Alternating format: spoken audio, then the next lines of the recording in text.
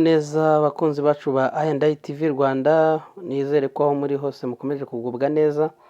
Kuri uyu munsi wa gatatu w'icyumweru ku itariki 3 z'ukwezi kwa karindwi umwaka ni w'2024, twigarushye mu makuru yacu y'imikino, amakuru arimo kuvugwa ku mugabane w'Uburayi ndetse cyane cyane amakuru arimo kwibanda muri Euro ikomeje kubera mu Budage, aho amakipe ageze muri kimwe cya kane kirangiza. Turavugira uko amakipe azatangira guhura ejo bundi ku itariki 5 z'ukwezi kwa karindwi, nibwo amakipe azatangira gukina. Ndetse turasoza mu tuntu tundi tubabwira ibirimo kuvugwa hanze y'ikibuga ku ikipe ya Turukiya, aho bahanye umukinnyi wayo bitewe n'uko yabeshye, donc yashitishe cyangwa yatirishoye ku bwenegihugu. So rero twigarukiye rero mu makuru arimo kuvuga i Burayi muri Euro, nuko ku wa gatanu ikipe ya Spain izakina n'ikipe y'Abadage, bazakina ku isaha ya 12:00. Ku isaha ya 3 ikipe ya Portugal izahura n'ikipe y'Abafaransa. Ni umuriro hano, noneho azaba ari umuriro ku wa gatanu, azaba ari umuriro. Ni ukuvuga ngo Portugal cyangwa Abafaransa imwe muri yo ntizigiye iboneka ku mukino wa finale.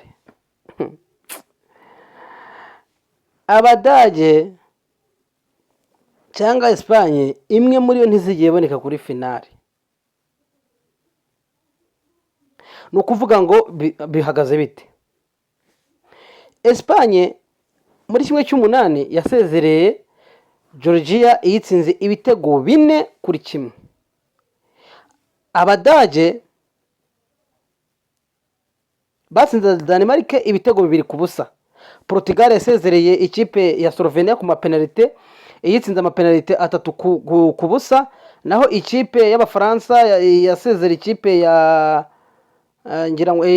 ngira ngo yasezereye ikipe y'Ababiligi ku gitego 1-0. Igitego kitsinzwe na Jean Vertonghen ku mupira wari uhinduwe na Randal Colomwani, maze igitego kiza kujyamo. So uko bihagaze rero nuko ku wa gatanu ku isaha 12:00 nkuko nabibabwiye, ikipe y'aba Espagne izahura n'ikipe y'Abadage, bazakinira kuri Bayern Munich Arena. Ku izo saha kandi ku isaha 3 nuko ikipe ya Portugal izahura n'ikipe y'Abafaransa, bagakinira kuri Olympic Stadium Berlin. Ikipe niyo stade y'igihugu y'Ubudage. Ariko ukuntu biteye nuko ikipe y'Abadage na Espagne, ikipe izava hagati ya Espagne n'Abadage izahura n'ikipe izava hagati ya Portugal n'Abafaransa muri kimwe cya kabiri. Itsinze ijye ku mukino wa nyuma. Ubukurikiyeho ku itariki 6 nuko ikipe y'Abongereza igomba gufesingana n'Abasuwisi saa 3, naho saa 12:00 ikipe ya Turki izakina n'ikipe ya Netherlands muri kimwe cy'umunani, bishakamo amakipe agomba kwerekeza ku mukino wa kimwe cya kabiri. So aho bigeze birakomeye monami, naho umwana ariragena ntiyumve. Mu yandi makuru, Cristiano Ronaldo yatangaje ko bishoboka ko muri 2026 yazerekeza muri Amerika mu gikombe cy'isi.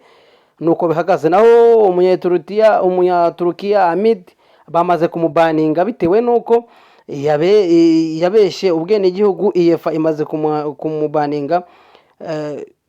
Ubwo no kumenya ngo ni igihe kingana ni imyaka ingahe, ni igihe kingana gute, ese Turukiya biraza kugenda bite? Nuguteza tukareba. Amakuru y'imikino rero mu kuvuga muri Euro nayo ngayo, ku mugabane w'Uburayi amakuru yo mu kuvugwa nayo ngayo. Bakunzi rero ba CR7 murumva ko nta gafite gahunda yo kuritayaringa, nta gafite gahunda yo gusezera ku mikino. Urumva ko mugomba kumutegereza mu gikombe cy'isi kizabera hehe muri Amerika na Mexique ndetse na Canada muri 2026. Mukomeze kubana natwe kuri I&I TV Rwanda, mukomeze kudukorera subscribe, share ndetse na like na comment, kandi mukomeze kuduha inama, ko inama zanyu ni nyamibwa kandi turazikeneye. Mukomeze kudukunda, tukomeze kubana. Murakoze.